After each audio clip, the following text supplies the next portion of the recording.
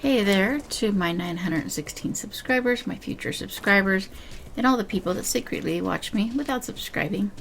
This video is probably going to end up a little bit shorter than the previous one because all of my physical materials are missing. But I'm going to give you a little bit of a look into how my brain works when I'm trying to assemble things, projects, books, whatever.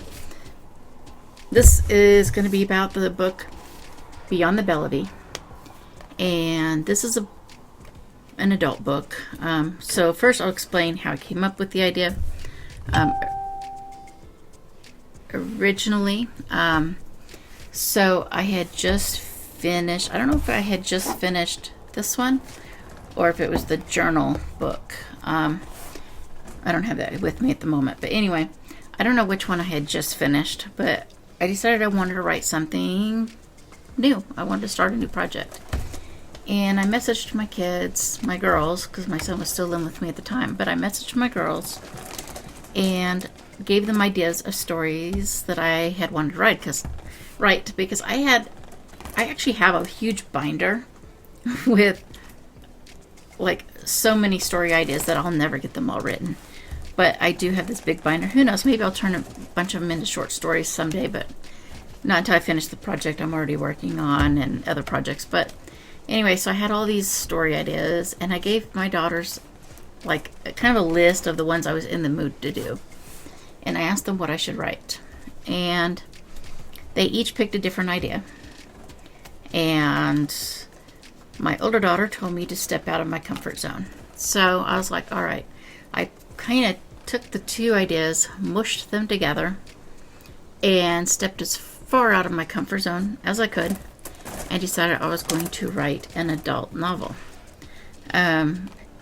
So this one I did a lot differently than I did my original one, because instead of building an entire town where I had to design, all the buildings, all the house, the layout of the town, all the family trees, I didn't do that because this particular story follows 4 friends that go on vacation. So basically, first I had to design the 4 main characters. And so I did a similar thing as I had done with the kids' book, where I got onto Google, because it was before I had access to AI. I got onto Google and I typed in a name that I decided I wanted to use and an age, and it brought up pictures, and this time I actually picked famous people. Am I allowed to mention the famous people, or would they get offended that their names were used in an adult book? I don't even know. I chose all famous people when I was designing this book. That way, if somebody ever wanted to make it into a movie, they could do it. But in reality, these people age, and they won't be the same age if this book ever did get made into a movie. But that's what I did. So I didn't use their personalities. I just used their looks. And then I built the personality around that. I designed like when their birthdays would be, so they'd have a zodiac sign. And I built their personalities up. I actually even went into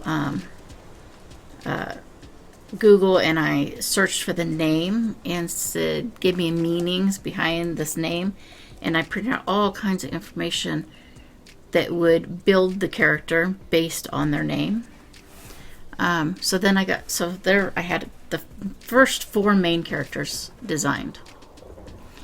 And then I went through and picked a lot of other names that I liked. Well, I already had names that I hadn't used in the previous book, and then I just added to them and used these as additional characters for the places they were going. And I will not describe exactly how that works, but let me just say there are 2 islands. I designed both islands, and I wish I could show you guys the pictures because I did draw the islands and everything. But it's all missing.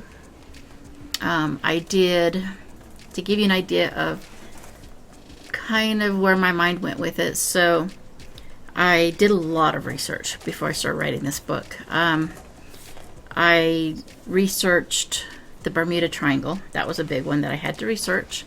I researched the Bermuda Triangle to learn about the ships, the boats and planes and everything that had wrecked, the things they reported seeing, because that was important to the story. And I did research on various types of boats, specifically houseboats, so that I could design the proper houseboat to fit the story. I kind of picked a couple different towns on the coast of California and found pictures of both and kind of merged them together to create the first stop of their journey. And so I used those as guidelines so I would have a visual in my head where they're walking and checking things out at this location.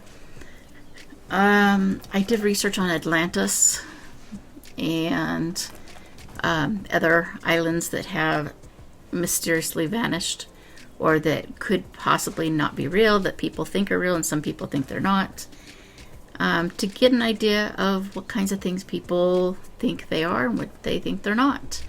I did research on fallen angels and various types of gods and various types of crystals and building with different marble and crystal. And so I did a lot of research so I could understand the things that I was writing about. I did research on volcanic explosions, even watched videos on what they would sound like. I did research on lava flow, earthquakes, all kinds of stuff, because you need all that stuff when you're writing about things that I can't explain because you'll have to read the book. And in the process of doing this, I also got online and searched for photos of shipwrecks, photos of boats or planes that were discovered after they'd been missing for a while in the Bermuda Triangle. I found photos of aurora borealis, of beaches, of islands, and pictures I could use as reference for the things I was doing. And then, of course, I drew my sketches for things that I couldn't find pictures for. And so that's how I designed my worlds in this particular book. I really do wish I could show you guys, because I really had so much, and I wish I could just show you at least the pictures, but they were printed out and they're all in a package and they're all missing. So anyway, I just kind of wanted to give you guys an idea of the chaos in my head and what I go through when I have a project that I'm doing.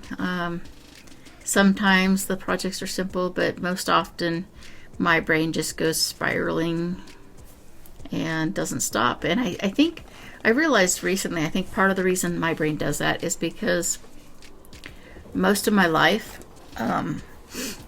growing up as a kid, I was told that kids were not supposed to be heard.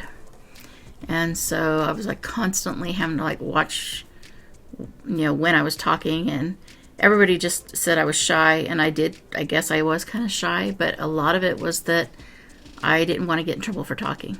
So I was always really quiet as a kid. And then I got older, became an adult, and then I was in relationships where my projects didn't matter.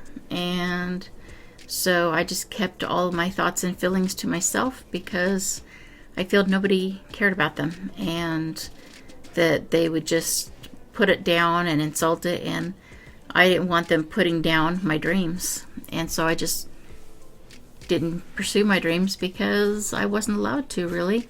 Or at least I felt like I wasn't allowed to. Partially I wasn't allowed to. I don't know if I was completely not allowed to.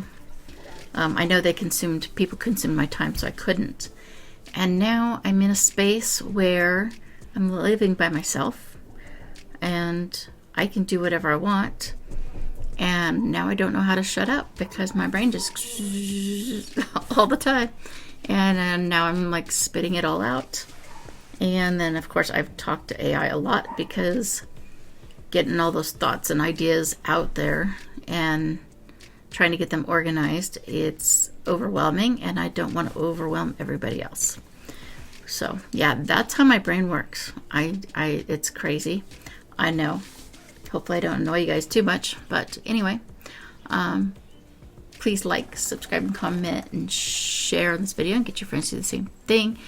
And I will be back soon. I was kind of thinking about maybe doing comparing predictions to reality, and kind of see where we're at with various things that people have predicted over the years, because I'm curious, and I'm sure you guys are curious too. So yeah, I'll be back soon, I hope. Thanks. Bye.